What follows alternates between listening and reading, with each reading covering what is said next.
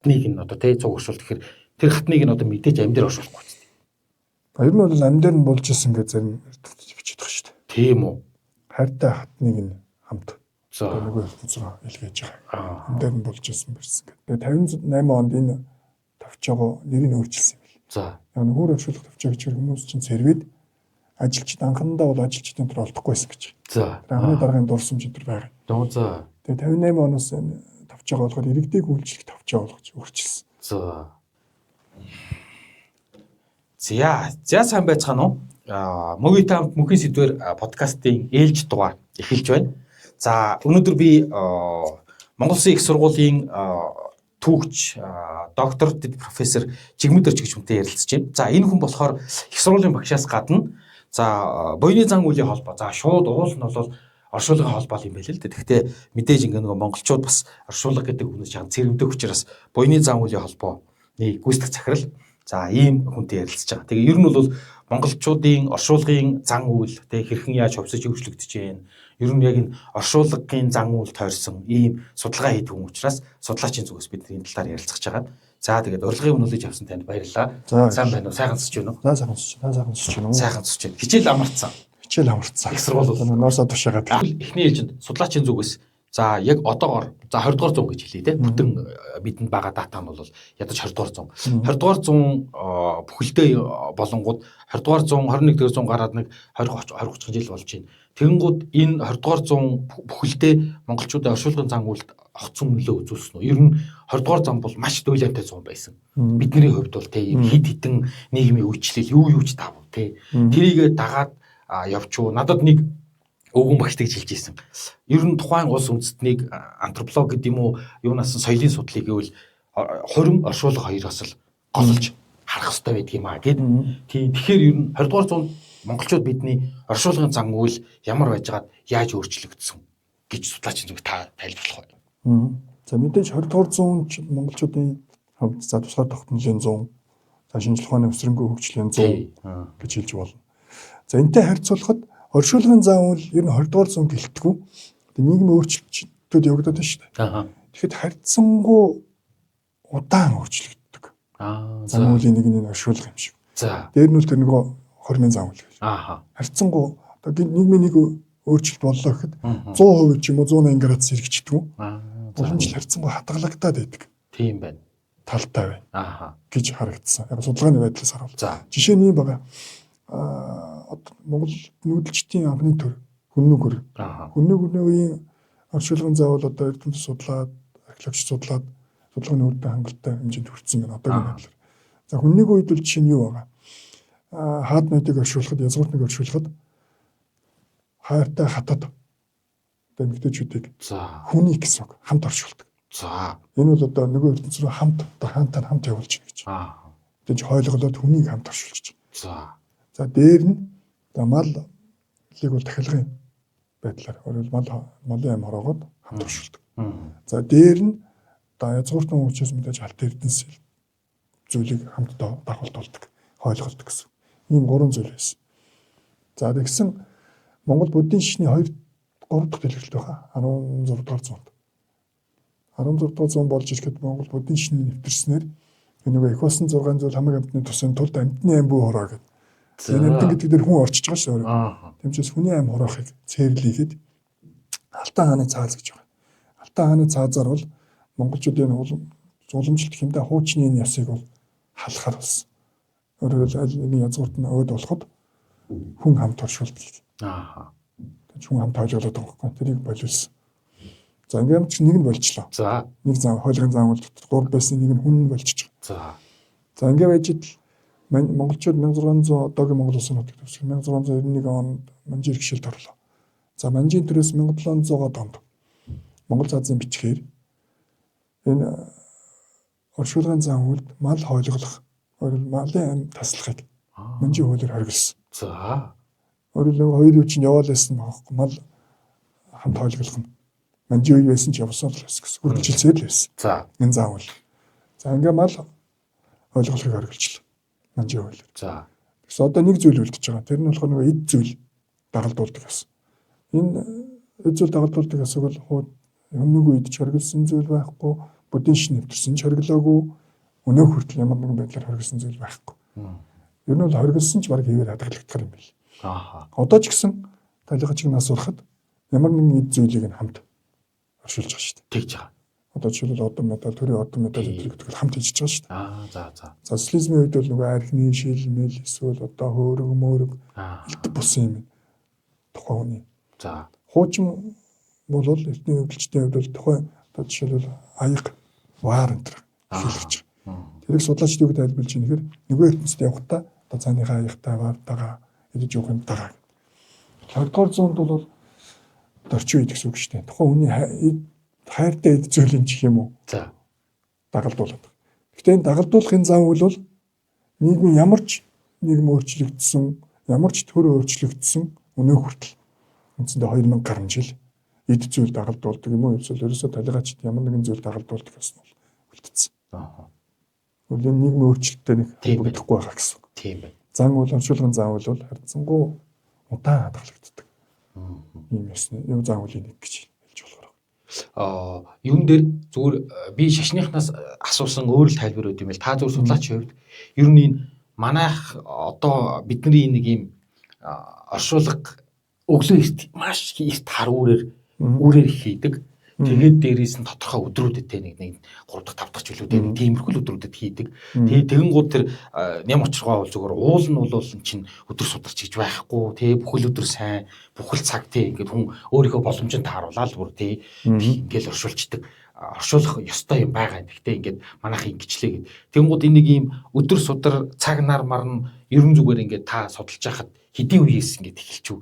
Бас нэг удлаа унжуухтай зөв тодорхой баримт нь бол тухайн үед социализмын үед бол Улаанбаатар хотод машины хомсдол аяг их байсан. Машинтэй төрийн байгууллага хийдэг машинтэй. Тэр машина тий оршуулганд гаргах гэж байхдаа нэг дарганлаа аваачаа. За тэд төхөөр авч гаргад болно гэх. Тэрнээс болоод тогтцсон үртэл ийм зан үйл ах шиг байна.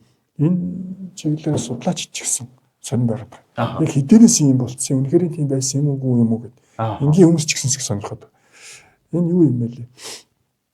Яг бид нэг судалгааны чиглэл ойролцоо болохоор одоо 20-р зуунаар жишээ татхад. За жишээ нь нийслэл хүрээнд. За. Одоо монголчууд манжийн иргэшээс гараад ангижраад бүрэн тусгай тогтолцоос сэргээгээд одоо улсынхаа нийслэл болгоод одоо их хүрээг нийслэл гэж зарлаад тэрнээс хойш 1911 оноос хойш баримтуудыг үзвэл нийслэл хүрээнд ясчин гэдэг хүмүүс байна. За. Ясчин гэдэг нь яадаг вэ гэхээр хүрээний ойр орчмоо тулсан за тухайн ичмэл голцоо ил тавьдаг байл шүү дээ. За. Тийм байна. Голцоо ил тавина. Будын шинэ үднэс. Тэгээ энэ ил тавьсан барьсан за ер нь тэр хүмүүс тусгай хүмүүс байгаа. За. Тэнд нийслэл хүрээний газраас 5 лан гэж. Лан өгөөд тэр хүмүүс талигачдыг оршуулдаг. За. Байсан. За. Тусгай хүмүүс гэсэн. Тэрийг ясчин гэж нэрлэдэг. Одоогийнхоор бол бараг л Улаанбаатар буян шиг тийм тэр оршуулгын үйлчлэгийн үзүүлдэг хүмүүс гэсэн үг. Байж нийслэл хүрээд тэр хүмүүсийн ганц нэгэн түүхэн ховор зураг үлдсэн. За. Талигаач ингээд үүрээр явж байгаа. Тэр хүрээний ясчны зураг гэдэг. Тухайн 1940-од оны эрүүл мэндийн яамны сайд байсан Туван гэдэг хүний хувийн цуглуулгад үлдсэн зураг гэдэг. Судалгааны хүрээнд ил болсон тийм зураг байна. За. Өөрөөр хэлбэл Монголын төр манжийн иргэшээс гарснаас хойш амжилтны оршуулгад тэр тусгаалan гарч ирсэн. Тэгээд дээр нь одоо эрүүл ахуйн холбогдлолтой учраас хүрээний газар гэж одоо хотын дунд одоогийн тасганы овоо газруудад ил тавиад байгаа. Бүр дундаа гэсэн. За. Тэгэхээр энийг бол заашгүй одоо зайлуулж нийтийн оршуулгын газар тусгаалan оршуулга зам үлийг үлдэх шаардлагатай. Чиний монголчууд тарцсангүй хотчлд суурьшлийн бүс бий болоод байна шүү дээ. Тэгж. Энтэй холбоотой юм үйл ажиллагаа явуулж ирсэн бэл. За дээр нь 1921 онд монголчууд ардын төр ардын өвсгөл ялсны дараа энэ нийслэл Улаанбаатар хотын захиргаа 1929 онд хамгийн анх наснаас нэгцгсдийн дүрм гэж гаргасан. Өөрөөр оршуулгын дүрм. За 29 онд гаргасан. За тэр нь бол одоо манай нийслэлийн архивт байж байгаа. Тэндээс харвал тэр дүрмээр бол 7 хоногийн аль ч өдөр оршуулж болно гэж. За аль ч өдөр аль ч цагт. Тусгаал нь цаг заагаагүй, тусгай өдөр заахгүй. За дээр нь нөгөө тухайд нийтээр ил тавьж байсан учраас ил тавих нь бол хотын соёл гэдэг нь шинэ соёл хэлж. За социалист соёлд хортой байна. Болохгүй. Нийтийг соён гэгэрүүл яа гэд. За дээр нь энэ эрүүл мэндэд хортой байна. Одоо нийл тавих нь бол тийм учраас хотын баруун зүүн хоёр талд гэж. За нийтээр тогтоосон газарт заавал булж оршуулъя гэдэг дүрм. Энэ дүрмийн гол санаа нь бол. 7 хоног аль ч өдөр болно. За тэгээд нийтийн оршуулгын газар заавал оршуулъя. За тэр нь заавал оршуулахдаа заавал газар тогшуул гэж ил тавихгүй гэсэн. 1929 оноос хойш ийм дүрм гарсан. За дүрмийн дагуу нийтийн тогтоос оршуулгын хоёр баруун зүүн гэдэг нь бол одоогийн Далан давхар. Наран гингэр. Тийм. Юу алтан үлгэр. Алтан үлгэр хоёр. За. Өөрөөр гэхдээ энэ тухайд гинтгийн ийм хоёр газар тогтооч юу гэхээр гинтийн зөвлөлөж угаасаа л энэ хоёр газар хууч уламжлалт оршуулга байсан. Гэхдээ тэр мэдээж нийтийг хамраагүй байсан. Тэрэн дээр хотын захиргаанаас бүр тусдаа энэ газар тогтоогоод хэмжээг нь тогтоож өгөөд заавал энэ оршуулъя гэдэг. Тэгсэн ч гэсэн мэдээж нэг өдөр биелжээгүй. 1940-од он бараг 50-од он хүртэл нөгөө ил тавьсаар л байсан. Хөө саяхан хүртэл үү? Саяхан шүү дээ 50-саар л байсан. Асуудал гарсаар л байсан. За. Тэр дүрм үндсэндээ шууд амьдралд хэрэгжихгүй гэсэн. Жишээ нь энэ тухайд нөгөө базрын ширэн дугаа. Ялхоныг тэмэрхүүлж байсан. Тэмэрхүүлж байсан. Ширэн дугаа дурсамжин дээр хүртэл байх. За. Ясанхэр ширэн дугаа хойно төгсч ирээд. За. Одоо оюутан бодоод хойно оюутан байж төгсч ирээд 40 он төгсч ирээд Улаанбаатарт байж энэ одоогийн багшинд идэх гэж байгаа. Багшиг сургууль. Тэнд нэг үзэсгэлэн гарсан байна. Тэгээд юу үзэсгэлэн гэсэн монголчуудын одоо соёл моёлын одоо хуучин сурталын тухай үзэсгэлэн. Тэгээд тэнд тэгсэн яасан гэсэн нэг гэрэл зурагч, орос гэрэл зурагч энэ хүрээний хавьд байсан баахан нөгөө ил тавьсан оршуулгын зургийг одоо тасгны хоо зургуудыг харуулсан байсан гэж. Одоо ч гэсэн энэ бас хэвээрээ байна. 100 харуулсан байсан гэж. Ширэн дугаа дурсамжин дээр. Тэр дурсамжаас орол 40 домд гэдэг энэ бодитоор оршуулсаар л гэсэн. Ил тавьсаар л гэсэн. Энэ чиглэлээр үндсэндээ баг сүүлийн 100 жил Монгол Улсын засгийн газар юм уу нийслэлийн төр захиргаанаас тасралтгүй ил тавихыг болоож хориглох арга хэмжээ авсаар л үнэ хүрсэн. Тэгэхээр сүүлийн 100 жил ямар ч гэсэн 100 жилийн бодлогын үр дүнд одоо нэг арай гайгүй. Гэхдээ одоо орон нутагт бол тавьсаар л байгаа шүү дээ. Тэгээ хүн тавьдаг газар тусдаа нэртэй хүртэл байна. Тийм. Ямар ч тач нийслэл Улаанбаатар хотын нутаг дэвсгэрт бол суурьшлийн бүсэд бол арай ил тавих нь бол хязгаарлагдсан. Өөрөөр одоо сүүлийн 100 жилд монголчуудын оршуулгын заавал юм оршуулгын хэлбэрт орж байгаа нэг өөрчлөлт нь бол ил тавихыг юм хориглож чадсан. Суурьшлийн бүсэд. Хүн ам суурьшиж байгаа бүсэд чадсан. Гэхдээ нэрсэр одоо хотоос зайдуу газруудад бол ил тавих бол байсаар. Гэтэ одоо баг ил тавьдаг гавхгүй. Одоо бас манай байна. Байна уу тийм. Цагдаа шүүх одоо манай дээр ч юм. Энд тэнд ийм байдалтай байна гэдэг. Тэр чинь санал гомдол. Тэр мэрсэр бол байсаар л. Гэтэ бол нийтээрээ бол ингээд нийтээрээ бол болж оршуулахын заавал болж оршуулна. Нэг бол чандралах. Тийм заавалыг үлдэж байгаа. Ер нь монголчууд өмнө нь бол ер нь л ил тавьдаг байжгаад болж оршуулдаг болж байгаа нэг ийм шилжилт юм уу та тий. Энээс өөрөөр хэлбэрээр одоо оршуулгын зангуул Монгол нутагт ер нь байсан юм болов. Нийт түүхийн явцад авч үзвэл монголчуудын оршуулгын хэлбэр нэг 7 янз хэлбэр шүү. За 7. Яг хүмүүс мэддэг түгээмэл нь ил тавих, чандарлах, газар оршуулах гэж. За тий. 3 гэж ойлгоод. Яг одоо нийт одоогийн Монгол Улсын нутаг дэвсгэрээс олдсон хамгийн анхны оршуулга бол 3000 гаруй жилийн өмнөх нийтийн долоон өмнөх 3-аас 4-р зуун гэдэг лөө. Нэг дорнодын тамцэг уулын сарангаас олдсон нэг 16 орчим насны эмэгтэй хүнийг суугаа байдлаар оршуулсан. Тэгэхээр газар доор оршуулсан. Оршуулга.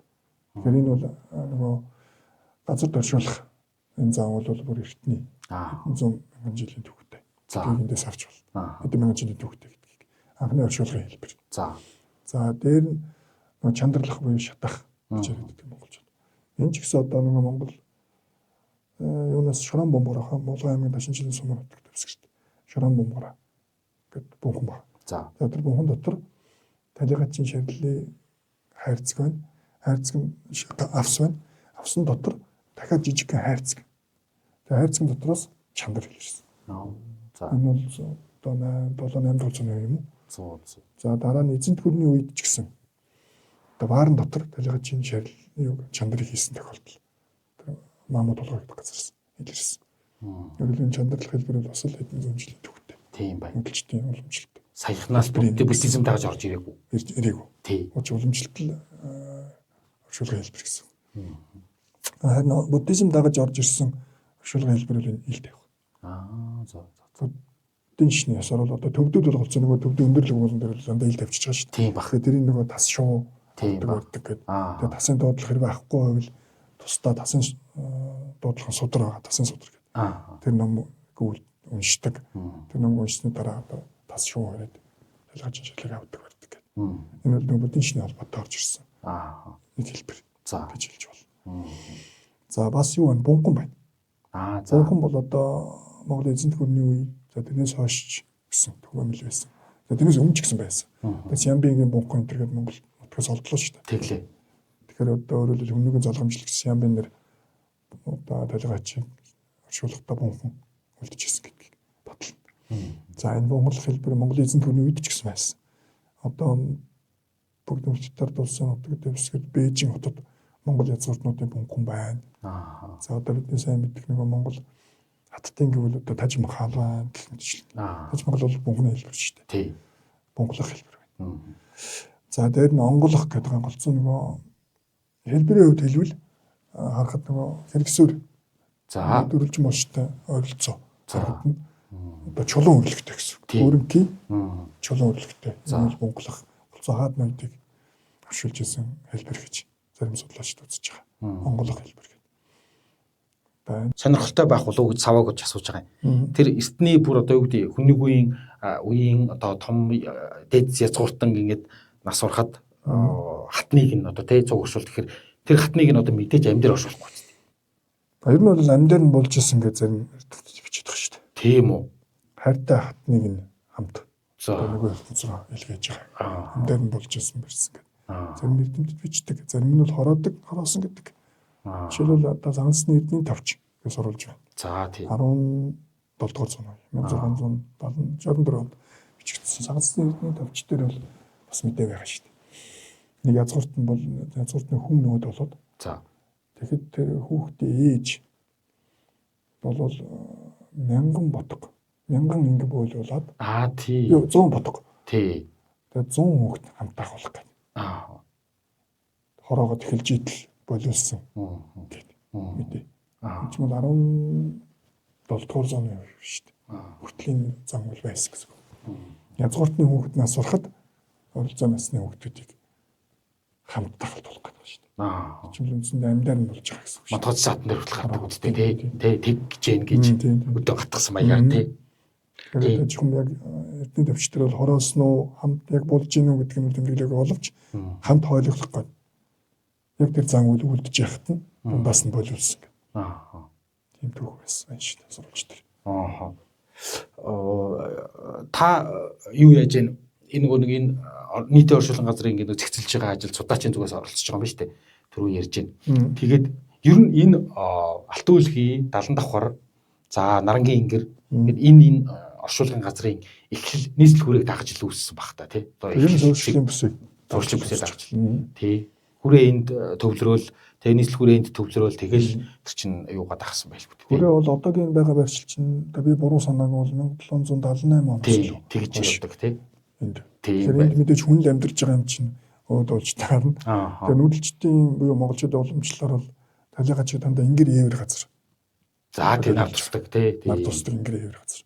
Хүннийг үед ч одоо үнэгүй язгууртны болж жирээрэгдэн болж ч гэсэн дандаа уулынхаа ингэр ээвэр газар. Ажиллаж. Одоо ч гэсэн энэ ёсхоо зан шилэх хүн яг хэвээр. Нарангийн ингэр гэж байна. Одоо ингэр газар. Тий нарангийн ингэр. Хөдөлгөлдөг. Одоо Улаанбаатар хотыг яг өнөөгийн байдлаар гэх юм уу одоо 2006 оны байдлаар Улаанбаатар хотыг дотор бөгөөд ойр орчимд нийтдээ 20 гаруй оршуулгах газар. За нийтийн оршуулга гэдэг юм. Нийтийн оршуулга. Энэ өнөөгийн үед ч гэсэн тухайлсан Овг аймгийн хамт нэг дор оршуулдаг энэ зан шил байсан. За орчин үед бол нөгөө нийтийн оршуулга гэдэг нэр томьёогоор бол хэрвээ ярил одоо Улаанбаатар хотын нийслэл хүрээ болсноос ч их хүрээ, богдын хүрээ гэж байх үеэс эхлээл нийтээр нэг газар оршуулдаг энэ заншил хിവэр хадгалагдаад байна. Одоо социализмын үед бол арай зэгцэлсэн. Энэ одоо 1956 онд сайд нарын зөвлөл болоод тухайн нэг Монгол Ардын намын төв орооноос хамтарсан тогтоол гаргаад Улаанбаатар хотын нутаг дэвсгэрт оршуулгын асуудлыг хариуцах тусдаа төрийн байгууллага байгуулсан. Одоос 50 жил, бараг 60 жилийн өмнө. Тийм байна. Анхны нэр нь бол яг хүмүүс их зэрвэхээр нэртэй. Хөр оршуулах товчоо гэдэг нэртэй. 1966 тэгээ 58 онд энэ товчоогоо нэрийг өөрчилсөн юм бэл. Яг хөр оршуулах товчоо гэж хүмүүс чинь цэрвэд ажилчид анхандаа бол ажилчдын төр олдохгүйсэн гэж. Анхны даргын дурсамж энэ төр байгаа. Тэгээ 58 оноос товчоогоо болгоод иргэдэг үйлчлэг товчоо болгож өөрчилсөн. Иргэдэг үйлчлэг. Оршуулгын үйлчлэгээ үзүүлж байгаа маягаар болгоод тэгээ тэгжиж одоо юу яалаа гэсэн баг шүү дээ. Ганц нэг хүнтэй ажилтнтай боллоо гэдэг. Анх бол 10 гаруй ажилтнтай 1956 оны 3 сарын 1-ээс үйл ажиллагаа явуулсан. Нийслэлийн архивын баримтаар явуулсан. Тэр газар одоо юу хийнэ гэсэн үг? Энэ юу юм? Улаанбаатар хотод Улаанбаатар хотын нутаг дэвсгэрт талигачтын оршуулгын үйл ажиллагаа хариуцах. Тусдаа үйлдвэртэй гэж. Жижиг чулууны үйлдвэр мөлдвэртэй. Чулууны үйлдвэртэй, авсны үйлдвэртэй. Үйлдвэр гэдэг нь одоогийн харуул цэг. Тэгээд тусгай ажилтнуудтай. Бас юутай тээвэр. Машин жишинтэй. Тийм байгууллага. Тусгайлан байгуулсан. Хууч нөгөө богдын өрөөний үед бол ясчин гэдэг байлаа шүү дээ. Тэр нь ярьсан. Тэр ясчингууд бол өөрөд явж байгаа байхгүй. Гэтэл чи 1950-ад онд бол үүр жоох юм гэдэг чинь хотын хөгжил мэлээд. Хөгжсөн, зам харилцаа хөгжсөн. За хууч нөгөө ердийн хөсгийг халдсан. Давт тээвэр хөгжсөн юм үед.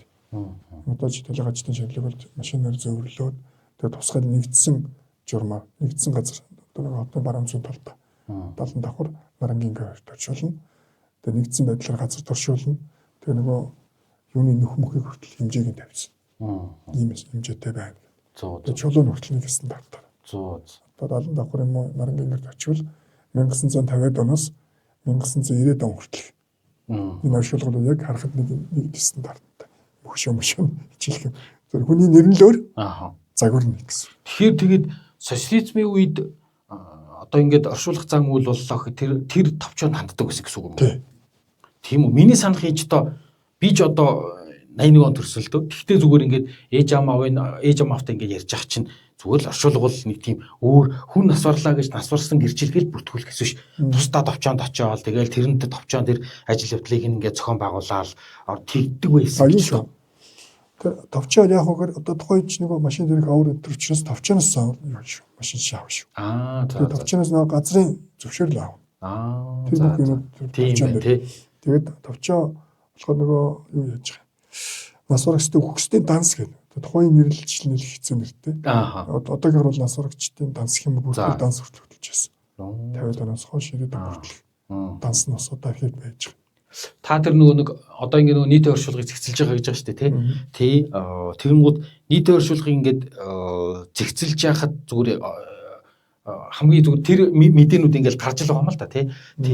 Тэгэнгүүт тэнд чи одоо тэгээд оршуулгууд нь нөгөө тэнд тавьсан байгаа хүмүүс бол ингээд 30-40 жил 50-60 жил болсон учраас хиний оршуулга хаана байгааг нь мэддэхгүй. Нэгдүгээр хоёрдугаарх нь хааш нь зөөгөөд яаж аваад байгаа мааг арга гэрт мэддэх боломж байхгүй. Тэгээ ер нь бол тэрдэл дээр зүгээр судлаачийн зүгээс тэрдэл дээр ямар зүгээр санаанд орон бүгд юм уу сонин зүйлс ажиглагдчихээн.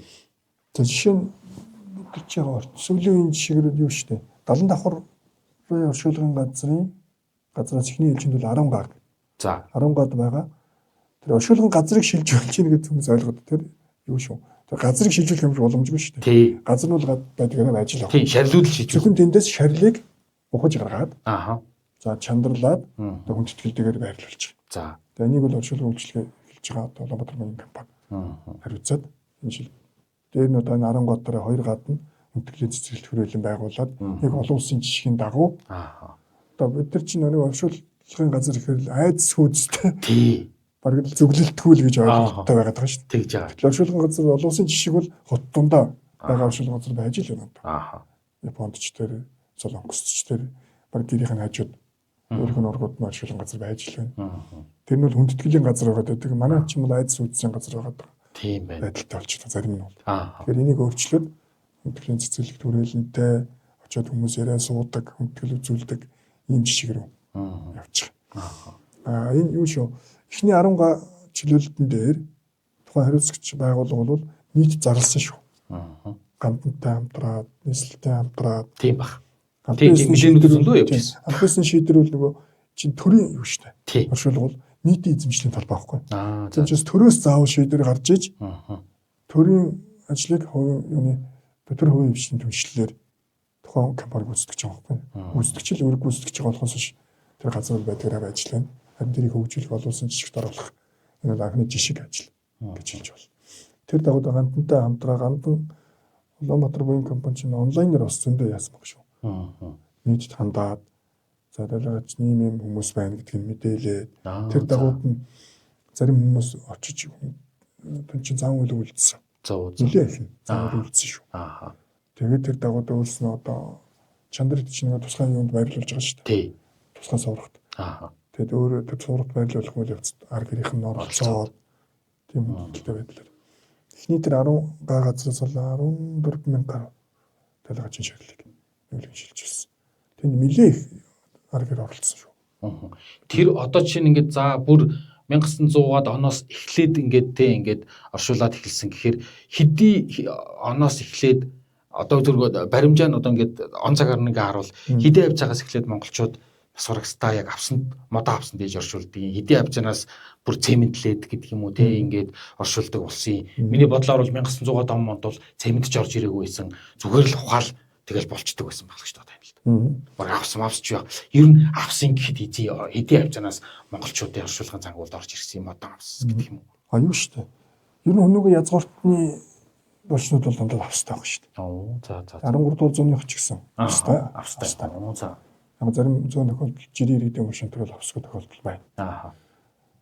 Юу ш өнөөгөө язгууртны болчнууд жишээл алтан чимгэлэлт явах шүү дээ. Авсан. За. Бүр тусгай чимгэл зөвхөн тэр шалган заавал оршуулга зориулж ийсэн чимгэлэлттэй. Сони ярьж байгаа 70 давхрын эхний 10 чөлөөлтөөс бол хамгийн эртнийх нь 1880-аад оны ширлэг. За. 1880-аад оноос 2020 он хүртэл. За. Хөгтөө бол чи 2 ч удаа төрөлцсөн шийдвэрээр 70 давхрыг хаасан. Гэтэ манайч уламжлалт тусаар хаасан боловч тэнд оршуулсан л байсан. Санаатай улам санамсаргүй. Нийслэлээс бол хаагаад байгаа шүү дээ. Тийм ба. Энэ газрын нөөцрөө болчлоо. Энэ бол хаах шийдвэр гарч ирсэн. За 70 давхарт байгаа шулгууд хөвчлийн үед шүү дээ. Австай. Шулгууд. За харин юу нь 1960 70-аад он оноос байгаа ширлүүд бол цементтэй. Нөгөө модоо авсан цемент болсон. Тэгээ бүр авсан цемент юм. Авсан цемент. Тэгээ бүр онцгой тохиолдол бол нүхээ цемтлээд. Битүү цемтлээд. Дээр нь авсаа цемтлэр хийсэн. Тийм тохиол байх. Хэд гарсан. Тэгээд талигачийн ширлийг нөгөө битүү цементэн авсан дотор хийсэн. Тэгэхээр нөгөө талигачийн ширэл бол бараг зандаа шилсэн. Төрөний нөгөө юу чинь нэг хэлбэр нь зандаа шулах шүү. Зандаа шулгаа тийм шүү дээ. Одоо ингээд 7 болж байгаа гэсэн. Төрөний би чинь дутуу яриад. Нэг нь бол зандаа шулах хэлбэр. Тэгэхээр зандаа шулах хэлбэр чинь үед байсан. 20 дугаар зуунд ч гэсэн мөн саяхныг хүртэл зандаа шулаад байгаа гэсэн. Тэгээ 1987 онд одоо би буруу санааг бол нийслэлийн захиргааны шийдвэр гараад энэ оршуулгын зан үйлд барилгын материалыг их хэмжээгээр хэрэглэхийг хориглосон. Бүр замаа алдсан гэсэн үг байхгүй. Дээр нөгөө нөхөө цемтлэхээс гадна авсаа цемтлээд дахиад гадуур нь цементтэй хашаа барьсан байхгүй. За тийм хэтэрсэн гэсэн. Тэгээс үл сайн нэг 10 газраас зарим тийм юу одоо нураа нэг юм уу өвдөг гэж бүү юм болж иж цул цементээр цутгацсан. Тэр хашааг одоо цэвэрлэхийн товхолж авахын тулд бүү юм бол бүүн дээр тохиромжуулж иж. Тэр хэмжээнд хүртэл оршуулгын заавалд яг цэм энэ бол шин их юм да. Стилизмээс хойш орж ирсэн. Одоо зан үйлхэд хайшийн эд материал шинээр нэг зүйл орж ирсэн үл цемент. Хуучны юу бол тийм байхгүй шүү дээ. Тий. Модоор л байна. Зарим бол модоо авсгуул байна. Хэцэнгу хөнгөн хэлбэр. Тий. Гэсэн үг шүү дээ. Тэр юунууд бол за ингээд зүгээр л газрын хөрсөө ухаж хагаад тэгээ ингээд шарилаа тавиад ингээд булчиж байгаа бол тэр чинь байгалгаа явцдаа илэгдээл ингээд тий баг юм үлдэхгүй байх 100 жилийн дараа бол тий тэнд бол ингээд баг хөрсөнд буцаагаад идгээд ингээд хөрсөө ингээд нөхөө бүтэн зэмдэлчгэр чинь шороо мороо нуухгүй тэгээд авсаа зэмдэлчгэр чинь баг тэр шарил нь бол баг зандаш шахах шиж.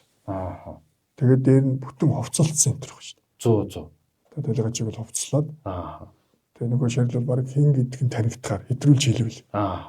Тэгээд яг дээр нь мэдээж нөгөө шож болон болов байгаа учраас ингээд юм л ойлгомжтой. Тэгтэл 50 60 жил болсон шарил байна. Баг яг юм. Зандашчихсан. Битүүн зэмдлэхээр агааргүй байхгүй. Египтийн пирамид гэдэг шиг. Тийм юм бэ тий. Тэгэхээр энэ зүйлийг энийгээд ярихад одоо сайшин хүмүүс гайхаж магадгүй. Гэхдээ л та түрүүн та асууж ирсэн нөгөө орчин үеийн онцлог зүйл юу вэ гэвэл нэг нь яг зэмд. За зэгдэлдэг.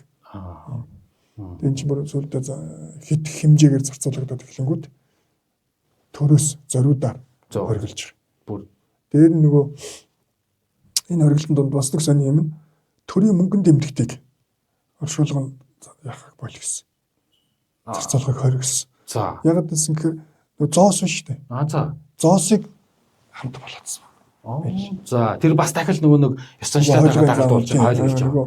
Эд бараад одоо хуучин бол алт эрдэнэс дагалдуулж ирсэн бол 1960 70 80 онд бол нөгөө төрийн мөнгөнд дэмжигдэх зоос хамт дагалдуулсан. 100. Тэгэхээр зоос их хэмжээгээр дагалдуулаад зарим булшин дотор авсан дотор чигээд дээр нь одоо болгож жилээ болчиход дээр нэг юм юу үсэж байгаа шүү дээ. Чулуу. За тий. Тэн дээрээ хүртэл зоосоос гацсан. Пөө. Тэрийг албасараас хоригдсан.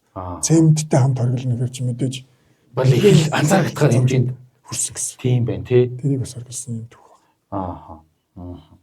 Одоо нийтлэгээр ингээд нөгөө монголчууд бол за юу яаж ах шиг байна. Газарт ингээд тий авсан дэгээд ингээд оршуулж ах шиг байна. Нөхөнд очоод за чандралж ах шиг байна. Ихэнх нь ер нь чандралах тал руугаач явж ах шиг байна. Энэ хоёроос өөрөөр нэг тийм онцлог байдлаар оршуулах зан үйл одоо энэ тэнд алс бөглөө нутгууд тийм үү хадгалагдаж үлдсэн юм байна уу ер нь? Одоо юу шүү. Бид нөгөө ерөөсөө монголчуудын хүмүүдэлчдийн зан үйл бол 7 хэлбэр байна. Оршуулах хэлбэр байна гэсэн. Одоо байгаа хамгийн түрүүнд хоёр хэлбэр бол зандаашуулах, чандралах, газар тогшуулах. Тий. Дээр нь энэ ил тавих бол байна. Үсэр байгаа. Одоо орон нутгт бол одоо ч гэсэн байна шүү. 100. Эвэр хадгалагдаад үлдсэн. Тэгээ хүн тавьдаг газар гэдэг тусдаа. Шарилын онгор монгор гэдэг байна шүү. 100. Тэгээ хүн тавихад бол голцоо нөгөө ил юм газар 50 газар байгаа шүү дээ. Тал дээр. Тийм онцлог байна. За. 20 дугаар зууны дунд үе социализмын үед ч тэр 20-30-аад онд ч тэр Монгол иржсэн гадаадын жуулчдын хамгийн их анхаарлыг татаад сонирхоод баган зураг авсан зүйл нь тэр нэг ил тавих шаардлага шүү дээ. Ил тавих зарим үлдсэн баг. Одоо гадны архивд бид Чехийн архивд Чехийн үндэсний архивд сууж байхад тэр Шмирал гэдэг төлөөлөгч, компани төлөөлөгч Монголд 1928 онд ирсэн. 28 онд ирээд мэдээж албан ажиллаар ирсэн мөртлөө хажуугаар нь сүм хийдээр орсон. Дээр нь хотын ойролцоо болон хот дотор байсан тэр ил тавьсан ширлээдэг үзсэн. Зүгээр үзэхгүйгээр бас зураг авсан. Тэр хот дотроо ингээд шарлаа ил тавьждаг нь одоо тухайн үед зайлвал унаамалгүй байсан болоод тэр юм уу? Эсвэл үнэхээр тэрнээс зэрвдэггүй байсан учраас тийм хот дотроо ингээд ил тавьждаг юм уу? Чин одоо бол бүр ингээд баг ухамсаргүйгээр хүмүүс шарлын газар ч хол байх хэвээр тий. Ер нь хол байдаг. Заавал дор ээж 40 50 км машинтай явж ээж тавьдаг шүү дээ тий. Сурчлын бүсээс холдуулдаг. Тийм бүр нэг юм өөрийн мэдлгүй юм. Тэгэнгүүт 1928 за 30 бүр 40-од он хүртэл ингээд зарим газар нь хот дотроо ингээд сурчлын бүс дотроо ил тавьчихна гэхээр одоо юу шүү. Тухайн нийгэм, хүний хөгжил, тухайн нийгмийн хүний үнэлэмжийн хүрээнд ойлгох хэрэгтэй. Стад их л баг тий. За дээр нь энэ 16 дугаар зуунаас хойш монголчууд за одоо төвдөө мэдэн шинэ нөлөөгөөр ил тавьж эхэлсэн. Тэрнээс хойш хэдэн 100 жил өнгөрчихөж байгаа. Өөрийн ингээд дадал болоод тогтцсон. Хоёр дахь нь зашилсан бүр. Зашил болсон гэсэн. За гурав дахь нь Одоо бид нар ярьсан нөгөө гандангийн юуны дэмжигээд ярьдэн ш нөгөө тасгны овоо тий. Тасгны овоо одоогийнх шиг ийм суурьшлийн бүс ус болоогүй байгаа шүү. Ер нь бид нар одоогийн шууд одоогийнхоор хараад байгаа. Тий. Тэр үед бол зэлүүдтэй газар байгаа. Гэдгийг бас ойлгоо. За дөрөвт ягаад тасгны овоо гэхээр талигаачаа бол их ариун газар тавиад байгаа байхгүй. За тийм ч гандан байгаа. Овоо бүхий гандан байгаа, гандан чиглэлтэй тавиад байгаа. Зөө. Энтэй холбоотой. Тэрээс тухайд одоо энэ эрүүл мэндэд муу шүү гэж бодох хүмүүсийн шинжилгээ ухааны хөгжилчдэр тийм байна. Хүмүүсийн одоо сайн гэрлийн төвшинчдэр. Гэтэ би бүдүүлэг харахгүй байсан гэж байгаа биш шүү. Тий. Бид хэд одоогийн үднээс харуул болохгүй гэсэн. Тийм юм байна. Түүхэн цаг үеийнхаа л бүтээгдэхүүн байгаа. Тухайн олон нийт. Тэр дагуудаа хатгсан.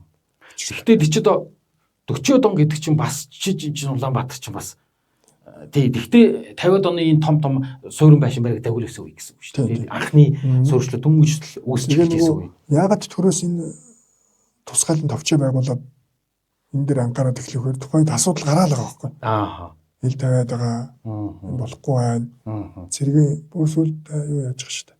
Офицер одоогийн бол офицер. Цэргийн яам. Одоо ч бодлого хамгаалах. За тий.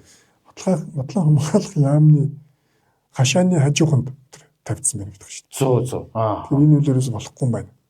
Нэг ямар нэгэн байдлаар төр оролцож зохицуулахгүй болохгүй байна гэд тэр сайдны зөвлөлөөс анхны тэр төрийн байгууллагыг байгуулж. Тэрэндээ Улаанбаатар хотын төсөл төр байгаа. За бас дээр нөгөө хин үйл мэдэгдэх. Одоо орон гэргүй юм уу эсвэл хамаатан садангүй дөршилгөө үйл ажиллагаа явуулах харгалзах хөнгүү.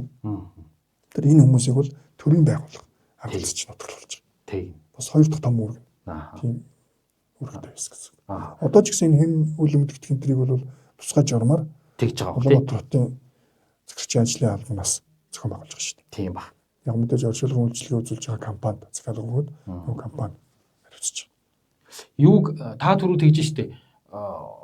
Би бол анханасаа л монголчууд юу хийдэг байсан юм бэ? Нийл тавьдаг байсан юм гэж бодсон шүү дээ. Ерөөсөө байгальтайгаа ойрхон ерөн зүгээр ингээл 2-3 мянган жил энэ Азийн өндөрлөгчдөр амьдрахтаа нүүдэлчтэй байсан юм чинь. Тэгэл нас урангууд баг буурин дээр орхичоод тэгэл нүгөө явждаг. Тэр нь оршуулга болоод үлдчихдэг л байсан юм. Тэрнээс биш саяхан энэ зарим судлаач нар бол одоо комментарийн нөлөөгөөр буюу Оросуудын нөлөөгөөр л Орос заншлын дагуу ингээл авслаал, хүний авслаал, газар ухаал ингээл бууршуулаад чолоо босгоод тэрнээс биш монголчууд зүгээр л ил тавиал тийм нэг дээгүүрнээ та бүтээгээл тавьчихдаг байсан.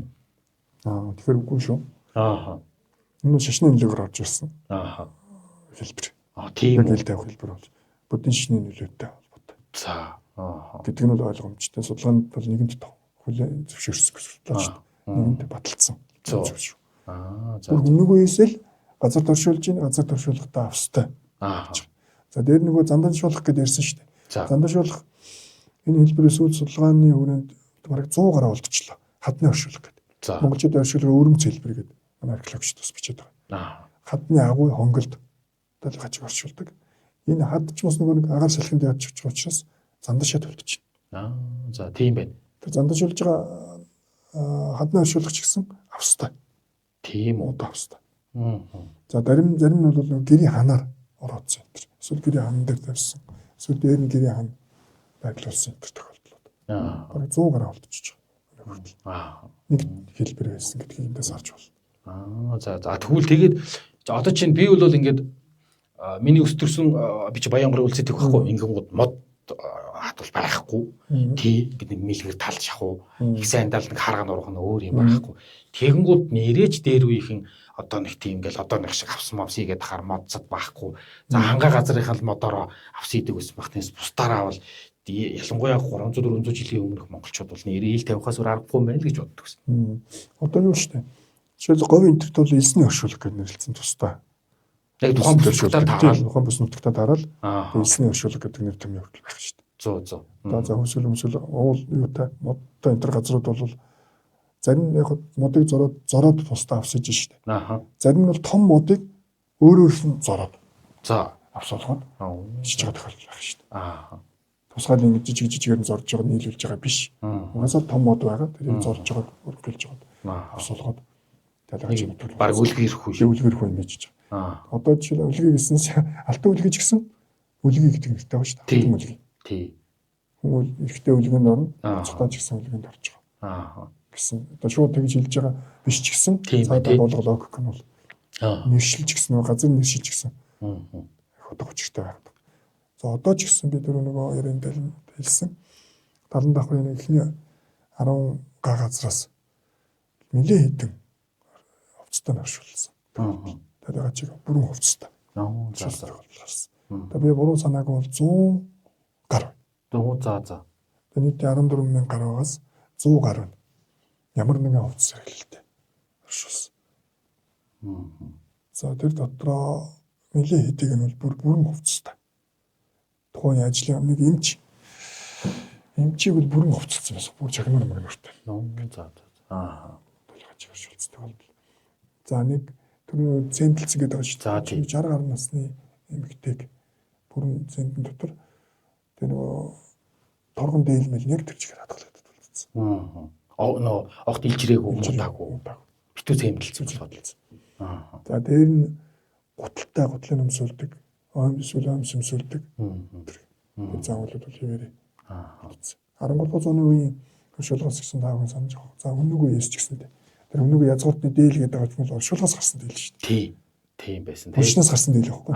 Тэрийг л одоо сэргээгээл манайх ч одоо өмнөг коллекшн болов шүү дээ. Тэрийг яаж мэдчихв сурвалжийн мэдээс гадна яг тэр бодиттой оршуулга. Заавлаас ийм дээл байсан байна гэдэг гараад ирчих. 13 зууны оршуулгаас гэсэн дээл хувцас гарч байгаа шүү дээ. Одоо нэг цав цагаан цамц биш Монгол цамц гэдэг. Тийм юм 13 зууны үеийн оршуулгаас гараад байгаа шүү дээ. Цамцтай оршуулсан дээл болгохыг өмсгөө. Тэгээд дээр нөгөө мэдээж энэ чинь хөдөлж учраас нөгөө имэйл их гарч байна. Тийм. Зарим нэгдмэд бол энийг юу тайлбарч байгаа нөгөө ертөнцид очихдаа бас морин имэйлээд явж байгаа гэсэн агуулга байгаа юм гэж тайлбарлаад. Имэйл бол бас олон гарч. Сүүлд нь одоо монголчууд ерөн зүгээр ингээд оршуулгын зан үйлийн чиг хандлага хаашаа байна те ер нь хаашаа чиглэж байна ер нь ихэнх нь одоо чандралж ингэж нөгөө оршуулж ах шиг байна тий зүгээр одоо сүүл рүүгээ монголчуудын зан үйл одоо ингээд нөгөө шашнаасаа болоод те хүн болгоны ихтгэл үнэмшил өөр болж ах шиг байна. Тэгэхээр судлаачийн хувьд зүгээр за өнгөрсөнд бол за бүр ингээд газарт болдог байж байгаа дийл тавьдаг байгаад тэгээд одоо буцаа чандралдаг болж ах шиг байна. Ер нь зүгээр чиг хандлага хаашаа явж ах шиг байна. Сонин үр дүн гарсан шүү дээ судалгаагаар. За. Улаанбаатар хотын нийт 1000 хүнээс төвөр асуулгын судалгаа авсан. За. Одоо ирээдүйд оршуулгын одоо Улаанбаатар хотод дахин оршуулгуудыг яах вэ гэдэг. Оршуулгын газруудыг зэгс яг тодорхой нэг асуулт. Нийт 10 гаруй асуулга авч. Тэгэхээр нийт хүмүүс бол хотын дотор оршуулга байх нь зохимжгүй байна. Энийг бол хотоос гаргая гэж. За окей. Ихэнх нэмжиж байгаа гэсэн. За одоогийн байгаа өнгө үзэмжийг сайжруулъя. Зарим сэрлийг бол нүүлгэн шилжүүлээ. Эсвэл нүүлгэн шилжүүлэхгүй бол ядаж тогтчуулъя гэж. Өнгө үзэмжийн сайжруулах. За мэдээж гэсэн. За гурав дахь нь болохоор одоо далига чиг оршуулга ямар хэлбэрээр оршуулах вэ? Та юу гэж бодож байна вэ? Байгаль орчинд ээлтэй оршуулга аль нь вэ гэхээр чандралхыг дугуулж ихэнх хүмүүс чандралъя гэдэг. Бараг 180 тонн. За 70-80%. За гэтэл үнэхээр яг энэ дагуу одоо үйлчлэг үзүүлж байгаа аж ахуйн нэгжүүд нэгдсэн тоо байгаа шүү дээ улсын хэмжээний тоо. Харахаар чандралах хөв бол ерөөс 10 хүрэхгүй. 10 гарахгүй. 10 гарантай байна. Одоо бараг 10-аас ч доош онцлоо. За. Нийт Монгол улсын хэмжээнд Улаанбаатарын хэмжээ.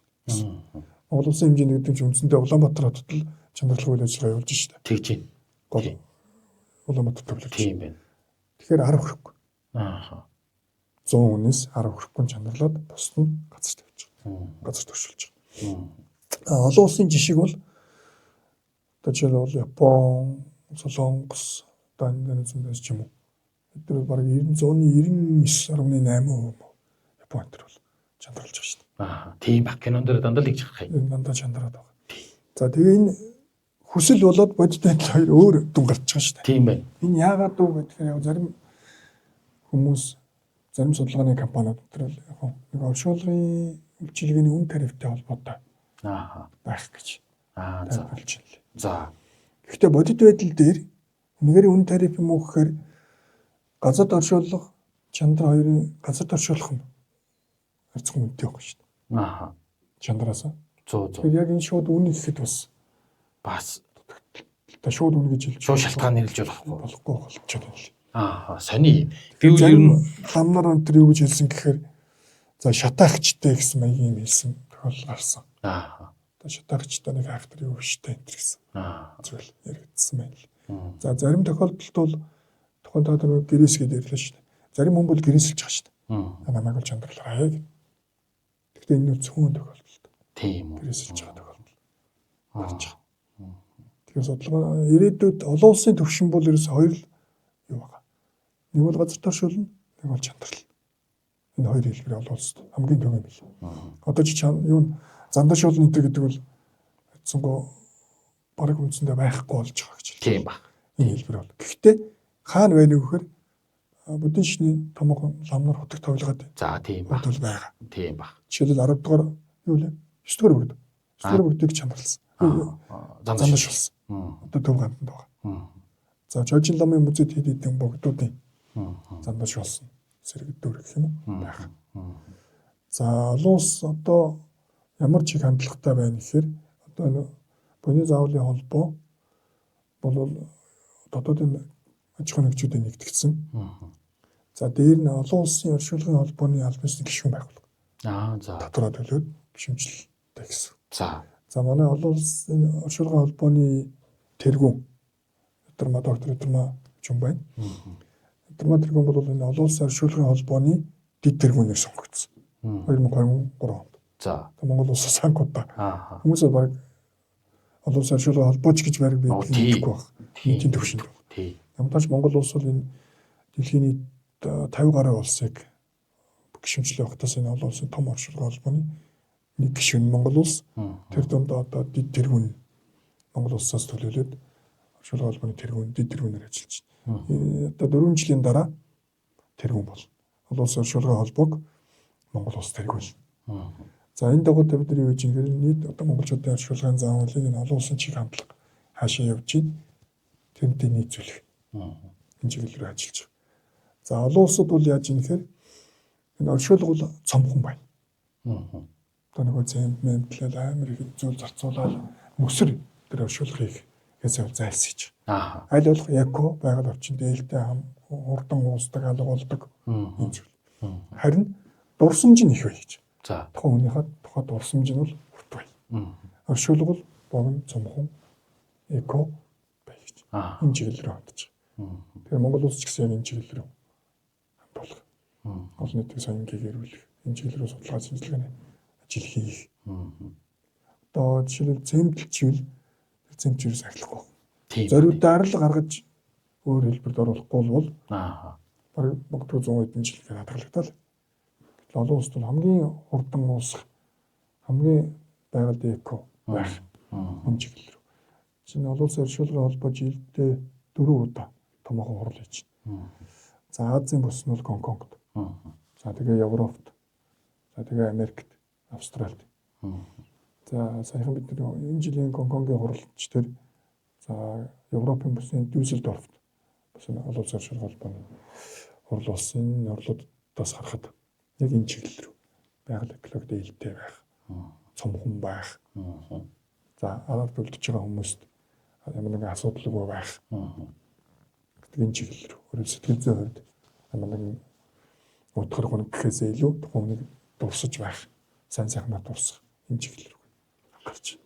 Юун дээр зүгээр ийм байх боломж нь хэр байдаг юм бол ил тавьмааргүй, юу тавьмаар байдаг. За ингээд чандралуулмааргүй байдаг. Одоо тэ өөрийнх нь хүсэл би чандралуулмаар байна. Тэгтээ бас ингээд нэг тийм те байгаль орчинтоо гэдэг юм уу одоо эко баймаар байна. Тэгтээ би ингээд уламжлалтаар гараа те ингээд газартаа ингээд оршуулмаар байна. Тэгэхээр энэ одоо гэдгийн хоёрыг дунджийг нь голчийг нь олсон ч гэдэг юм уу байгальд одоо хор хохирол багтай гэдэг юм уу байгальд нөлөө багтай эко байдлаар тэгтээ ингээд газартаа ингээд болж оршуулах ийм шийдэл олон улсад байдаг юм болов уу? Байна. Одоо ингэж жишээлбэл чандралсан нөхцөлд чандар гарч байгаа шүү дээ. За тийм. Чандрыг бол чандрын савыг модны доор. За тийм байсан. Оршуулж байгаа. Тий. Газарт оршуулж байгаа. Эсвэл хананд байрлуулж байна лээ. Бараг 10 гаруй төрөл, 20 гаруй төрөл үү? Тийм байна. Төрлөөр байрлуулж байгаа. Тийм байлээ. За дээр нь яг манайхан зарим нь ойлгож магадгүй зарим нь ойлгохгүй байх. чандраас тодорхой хэмжээний эсхийг нь аваад бүгжин дотроо. Өө тий. Зүйлтэн дотроо. Тийм билээ. Төрөвчин дотроо. Тий. Кристалл болгоо шахаад ингээ тий янз бүр тэр үйлчлэгээ бол бүр өндөр түвшинд хүрсэн. Тийм билээ. Чандрыг бол янз бүр. Тий. Зарим нь хамт байгаа мэдрэмжийг авахын тулд гэдэг.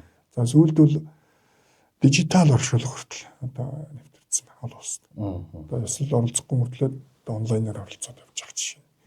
Ийм байдлууд хүртэл нэвтрсэн байна. Чандралахгүй газарт булж оршуулах хэрнээ одоо эко тим одоо шийдэл сонголт байдаг юм бол одоо илүү хурдан уусаж алга болгох ч гэдэг юм уу одоо чандралуулмааргүй байна. Гэхдээ би бас ингээд нэг тийм байгальд бас ингээд нэг тийм тий ингээд ялзраал ингээд тий ингээд одоо байгаль экологт хор нөлөө үзүүлмээргүй байна. Ийм шийдэл гэж ер нь бах. Газарт орчуулж байгаа нөхцөлд одоо жишээ нь боёны үйлчлэгээ явуулж байгаа компаниуд нэг авсан шүү дээ. Модон биш эсгий. За. Эсгийн дэж. Эсгий бол модноос хамаагүй хурдан байгальд дуусч. За. За хуучин бол нөгөө ил тавих гэхээр Монгол хүмүүс ер нь шууд зүгээр биеийг авчиж тавьчих гэж ойлгоод тааж магадгүй. Гэхдээ бол тийм биш. Ихэвчлэн дандаа эсгийн дороож тавьчих шүү дээ. Тэр Монгол төрийн жуулчтай авсан гэрэл зургууд ч тийм л байна. Эсгийн дороож тавьдаг. Эсгийн бол өөрөө байгаль орчин хамгийн хурдан байгальд хамгийн хурдан шингэх. Тэр байгальдаа шингээд үлдэж байгаа. Тэгэхээр тэр уламжлалт заавлыг одоо орчин үеийн технологиор бослуулж байгаа. За ингээд өнөөдөр монголчуудын оршуулгын зан үйл хэрхэн одоо өөрчлөгдөж байгаа талаар бид нар ярилцлаа. Тэгээд өнөөдрийн зочин маань болохоор буйны зан үйлийн холбоо буюу за шуулга хүн бол уг нь бол оршуулгын холбоо. Тийм тэгээд буйны зан үйлийн холбооны гүйцэтгэх захирал Монгол Улсын их сургуулийн багш доктор дэд профессор Жигмэд Дөрчтэй ярилцлаа.